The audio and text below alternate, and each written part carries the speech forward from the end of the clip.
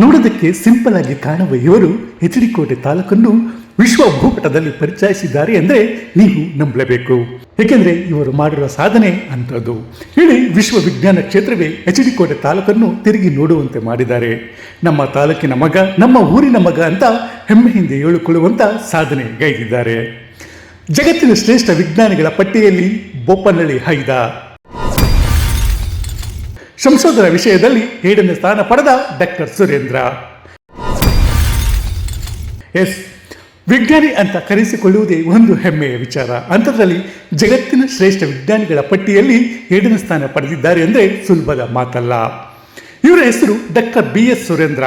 H D. ಕೋಟೆ ತಾಲೂಕಿನ ಬೊಪ್ಪನಹಳ್ಳಿ ಗ್ರಾಮದ ನಿವಾಸಿ. ಸಿದ್ದೇಗೌಡ ನಾಗಮ್ಮ ದಂಪತಿಯ ಪುತ್ರನಾದ ಇವರು ಬೆಂಗಳೂರಿನ ದಯಾನಂದ ಸಾಗರ ಕಾಲೇಜಿನಲ್ಲಿ ಸಹಾಯಕ ಪ್ರಾಧ್ಯಾಪಕರಾಗಿ ಕಾರ್ಯನಿರ್ವಹಿಸುತ್ತಿದ್ದಾರೆ. ಅಂತಾರಾಷ್ಟ್ರೀಯ ಪೀರ್ ರಿವ್ಯೂಡ್ ಜರ್ನಲ್ನಲ್ಲಿ ಪ್ರಕಟವಾದ ಸಂಶೋಧನಾ ವಿಷಯದಲ್ಲಿ 7ನೇ ಸ್ಥಾನ ಪಡೆದು ಎಚ್.ಡಿ. ಕೋಟೆ ತಾಲೂಕಿಗೆ ಕೀರ್ತಿ ತಂದಿದ್ದಾರೆ. ಸತತ 3ನೇ ಬಾರಿ ವಿಶ್ವ ವಿಜ್ಞಾನಿಗಳ ಪಟ್ಟಿಯಲ್ಲಿ 2ನೇ ಸ್ಥಾನ. ಯುವ ಒಕ್ಕಲಿಗರ ಹಿತ ಸಮಿತಿ ರಕ್ಷಣಾ ವತಿಯಿಂದ ಸನ್ಮಾನ. ಅಮೆರಿಕದ ಸ್ಟ್ಯಾನ್ಫೋರ್ಡ್ ವಿಶ್ವವಿದ್ಯಾಲಯ ಹೊರತಂದಿರುವ ವಿಶ್ವದ ಟಾಪ್ 2% ವಿಜ್ಞಾನಿಗಳ ಪಟ್ಟಿಯಲ್ಲಿ ಡಾಕ್ಟರ್ ಬಿ.ಎಸ್. ಸುರೇಂದ್ರ ಸತತ 3ನೇ ವರ್ಷವೂ ಸ್ಥಾನ ಪಡೆದಿದ್ದಾರೆ. ಅಂತಾರಾಷ್ಟ್ರೀಯ ಮಟ್ಟದಲ್ಲಿ ಕೈಗೊಂಡ ಸಂಶೋಧನಾ ಪ್ರಕಟಣೆಗಳು, ಸಂಶೋಧನೆ ಉಲ್ಲೇಖಗಳು, ಸಹ ಲೇಖನಗಳು, ಎಚ್ ಇಂಡೆಕ್ಸ್ ಸೇರಿದಂತೆ ಹಲವು ಸಂಯೋಜಿತ ಮಾನದಂಡಗಳನ್ನು ಬಳಸಿ ಜಗತ್ತಿನ ಅತ್ಯುತ್ತಮ 1 ಲಕ್ಷ ವಿಜ್ಞಾನಿಗಳನ್ನು ಗುರುತಿಸಿ ದತ್ತಾಂಶವನ್ನು ಪ್ರಕಟಿಸಲಾಗಿದೆ. 2025 ಸಾಲಿನ ಉತ್ತಮ ವಿಜ್ಞಾನಿಗಳ ಪಟ್ಟಿಯಲ್ಲಿ ಸ್ಥಾನ ಪಡೆದು ಡಾಕ್ಟರ್ ಬಿ.ಎಸ್. ಸುರೇಂದ್ರ ದೇಶಕ್ಕೆ ಕೀರ್ತಿ ತಂದಿದ್ದಾರೆ. ಇಂಥ ಅದ್ಭುತ ಸಾಧಕರನ್ನ ಎಚ್.ಡಿ. ಕೋಟೆ ತಾಲೂಕಿನ ಆನ್ಪೋಸ್ಟ್ ನಲ್ಲಿ ಯುವ ಒಕ್ಕಲಿಗರ ಹಿತ ಸಮಿತಿ ರಕ್ಷಣಾ ವತಿಯಿಂದ ಸನ್ಮಾನಿಸಿ ಗೌರವಿಸಲಾಯಿತು.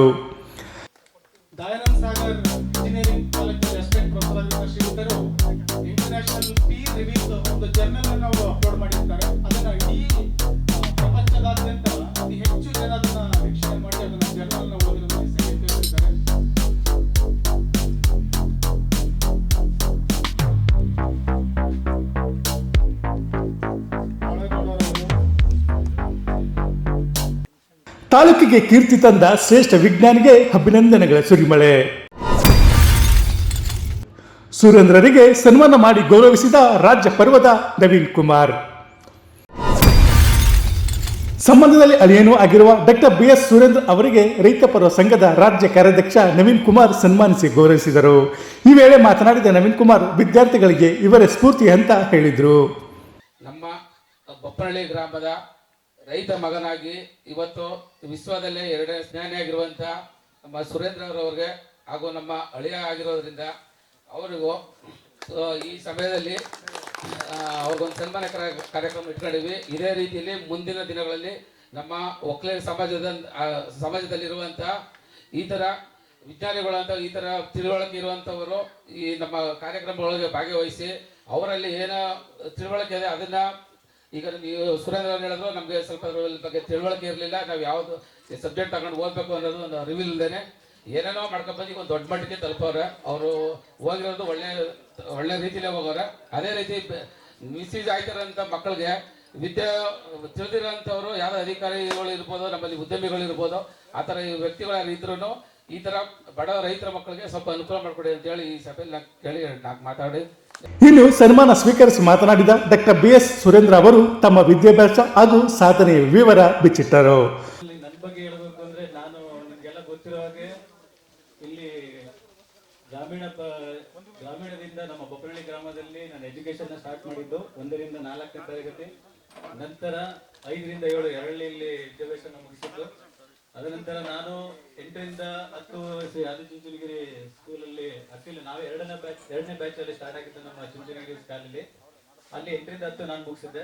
ನೆಕ್ಸ್ಟ್ ನಾನು ಮೈಸೂರಿಗೆ ಹೋದೆ. ಸರ್ಕಾರಿ ಸಂಯುಕ್ತ ಪದವಿ ಪೂರ್ವ ಕಾಲೇಜಲ್ಲಿ second PU first and second PU ಮುಗಿಸಿದೆ ಬಲ್ಲಾಳ್ ಸರ್ಕಲ್ ಹತ್ರ. ಜೊತೆಗೆ ನಾನು ರಿಸರ್ಚ್ ಸ್ಟಡಿನ ನಾನು ನಿಲ್ಲಿಸಿಲ್ಲ.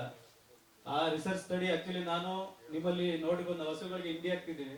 ಆ ಹಿಂಡಿಲಿ ಒಂದು ಅಂಶ ಇದೆ, ಲಿಗ್ನೋ ಸೆಲ್ಯುಲೋಸಿಕ್ ಅಂತ ಒಂದು ಕೆಮಿಕಲ್ ಕಾಂಪೌಂಡ್ ಇದೆ. ಆಕ್ಚುಲಿ kg 15 ರೂಪಾಯಿ ಇದೆ ಆ ಹಿಂಡಿಗೆ. ಆ ಹಿಂಡಿಯಿಂದ ನಾವು 1 ಗ್ರಾಮ್ ಕೆಮಿಕಲ್ ಕಾಂಪೌಂಡ್ HMF ಅಂತಿದೆ, ಹೈಡ್ರಾಕ್ಸಿ ಮೀಥೈಲ್ ಪರ್ಫ್ಯೂರಲ್ ಅನ್ನೋ ಒಂದು ಕಾಂಪೌಂಡ್ ಇದೆ. ಅದಕ್ಕೆ 1 ಗ್ರಾಮಿಗೆ 50,000 ರೂಪಾಯಿ. ಅದು ಅಂತ ಕೆಮಿಕಲ್ ನಾನು 1 kg ಇಂದ ಎಕ್ಸ್ಟ್ರಾಕ್ಟ್ ಮಾಡಿ ಫೈಂಡ್ ಔಟ್ ಮಾಡಿ ಅದ್ರ ಮೇಲೆ ನಾನು ಪೇಪರ್ ಪಬ್ಲಿಷ್ ಮಾಡಿ ನನ್ನ ಅವಾರ್ಡ್ ಆಯ್ತು. ಸೊ 2017 ನಾನು ಅದ್ರ ಮೇಲೆ ನಾನು ಸಂಶೋಧನೆ ನಡೆಸಿ ಸಕ್ಸಸ್ ಆಗಿ ನಾನು 2017 ಅಲ್ಲಿ PhD ಅವಾರ್ಡ್ ಆಯ್ತು. ಅದ ನಂತರ ಬೇಸ್ಡ್ ಈ ಆಕ್ಟಿವಿಟಿಲಿ ನಾನು ಮತ್ತೆ ರಿಸರ್ಚ್ ನ ಕಂಟಿನ್ಯೂ ಮಾಡಿದೆ. ಈಗ ಕರೆಂಟ್ ಟ್ರೆಂಡ್ ನ್ಯಾನೋ ಮೆಟೀರಿಯಲ್ ಅಂತ ಒಂದು ಫೀಲ್ಡ್ ಇದೆ, ನ್ಯಾನೋ ಟೆಕ್ನಾಲಜಿ ಅಂತ. ಆ ನ್ಯಾನೋ ಮೆಟೀರಿಯಲ್ ಏನಂತಂದ್ರೆ ಈಗ ಕೆಮಿಕಲ್ಸ್ ತುಂಬಾ ಟಾಕ್ಸಿಕ್. ಯಾವ ಕೆಮಿಕಲ್ಸ್ ನಾವು ಯೂರಿಯಾ ಆಗಲಿ ಮತ್ತೊಂದು ಏನಾದ್ರು ಅವೆಲ್ಲ ಹೈಲಿ ಟಾಕ್ಸಿಕ್. ಸೊ ಅದನ್ನ ಏನ್ ಮಾಡ್ತೀವಿ, ರೀಪ್ಲೇಸ್ ಬೈ ಈಗ ನ್ಯಾನೋ ಮೆಟೀರಿಯಲ್. ನ್ಯಾನೋ ಮೆಟೀರಿಯಲ್ ಏನಾಗುತ್ತೆ ಅಂದ್ರೆ ನಾವು ಸಣ್ಣ ಸ್ಮಾಲ್ ಕಾಂಪೌಂಡ್ ಅಂದ್ರೆ ಸ್ಮಾಲ್ ಕ್ವಾಂಟಿಟಿನ ತಗೊಂಡು ಹೈ ಈಲ್ಡ್ ಪ್ರೊಡ್ಯೂಸ್ ಮಾಡೋಂಥ ಅನಾಲಿಸಿಸ್ ಅಲ್ಲಿ ನಾನು ತೊಡಗಿದ್ದೆ. ಸೊ ಅದನ್ನ ಕಂಟಿನ್ಯೂ ಮಾಡ್ತಾ ಬಂದಿದ್ದೀನಿ. ಈ ವರ್ಕ್ ನಮ್ಮ ರಿಸರ್ಚ್ ನಾನು top journal world wide actually royal society of chemistry RSS ಇದೆ, ACS ಅನ್ನೋ ಒಂದು ಜರ್ನಲ್ ಇದೆ, ಎಲ್ಸ್ವೇರ್ ಅಂತ ಒಂದಿದೆ. ಸೊ ಇಂಥ ಜರ್ನಲ್ಗಳಲ್ಲಿ ನಾನು ಪೇಪರ್ನ ಪಬ್ಲಿಷ್ ಮಾಡ್ತಾ ಇದ್ದೀನಿ. ಟಾಪ್ ಜರ್ನಲ್ ಎಜುಕೇಶನ್ ಅಲ್ಲಿ ಅದು ಟಾಪ್ ಜರ್ನಲ್ ನೇಚರ್ ಅಂತ ಒಂದಿದೆ. ಆ ನೇಚರ್ ಅಲ್ಲಿ ನಾನು 4 ರಿಂದ 5 ನನ್ನ ಫಸ್ಟ್ ಆಥರ್ ಅಂತ ಒಂದು ಬರುತ್ತೆ, ಅದರಲ್ಲಿ ನಾನು ಪಬ್ಲಿಷ್ ಮಾಡಿದ್ದೀನಿ. ಸೊ ಹಂಗಾಗಿ ನಮ್ಮ ಬೇಸ್ಡ್ ನನ್ನ ಪಬ್ಲಿಕೇಶನ್ ಮೇಲೆ world wide actually every year August month ಅಲ್ಲಿ ಎವ್ರಿ ಇಯರ್ ರಿಲೀಸ್ ಮಾಡ್ತಾರೆ. ಸೊ ವರ್ಲ್ಡ್ ಟಾಪ್ 2% ಯಾರಿರ್ತಾರೆ ಅಂತ. ಸೊ ಅದರಲ್ಲಿ ನಾನು ಎವ್ರಿ ಇಯರ್ ಲಾಸ್ಟ್ 23, 24, 25 ಈ ವರ್ಷ ಸತತ 3 ಬಾರಿ ಆಯ್ಕೆ ಆಗಿದ್ದೇನೆ. ಒಟ್ಟಲ್ಲಿ ಕಡುಬಡತನದ ನಡುವೆಯೂ ಹಳ್ಳಿಯಲ್ಲಿ ವಿದ್ಯಾಭ್ಯಾಸ ಮಾಡಿ ನಗರದಲ್ಲಿ ಸಹಾಯಕ ಪ್ರಾಧ್ಯಾಪಕರಾಗಿ ಸೇವೆ ಸಲ್ಲಿಸುತ್ತಿರುವ ಡಾಕ್ಟರ್ BS ಸುರೇಂದ್ರ ಅವರು ಮತ್ತಷ್ಟು ಸಾಧನೆ ಮಾಡಲಿ, ಹಳ್ಳಿ ವಿದ್ಯಾರ್ಥಿಗಳಿಗೆ ಸ್ಫೂರ್ತಿಯಾಗಲಿ ಎಂಬುದೇ ನಮ್ಮ ವಾಹಿನಿಯ ಆಶಯ. HD ಕೋಟೆಯಿಂದ ಶ್ರೀಕಂಠ ಈಶ್ವರ್, ಇಂಡಿಯಾ ಫಸ್ಟ್ ನಿರ್ಭೀತಿಯಿಂದ ನಿಮಗಾಗಿ. ಇಂತಹ ನೈಜ, ಇಂಟ್ರೆಸ್ಟಿಂಗ್ ಹಾಗೂ ಕ್ಯೂರಿಯಾಸಿಟಿ ಸುದ್ದಿಗಳು ನಿಮಗೆ ಸಿಗಬೇಕು ಅಂದರೆ ಇಂಡಿಯಾ ಫಸ್ಟ್ TV ಸಬ್ಸ್ಕ್ರೈಬ್ ಮಾಡಿ. ಒಂದು ಲೈಕ್ ಕೊಟ್ಟು ವಿಡಿಯೋ ಶೇರ್ ಮಾಡುವ ಮೂಲಕ ನಮ್ಮನ್ನು ಮತ್ತಷ್ಟು ಪ್ರೋತ್ಸಾಹಿಸಿ.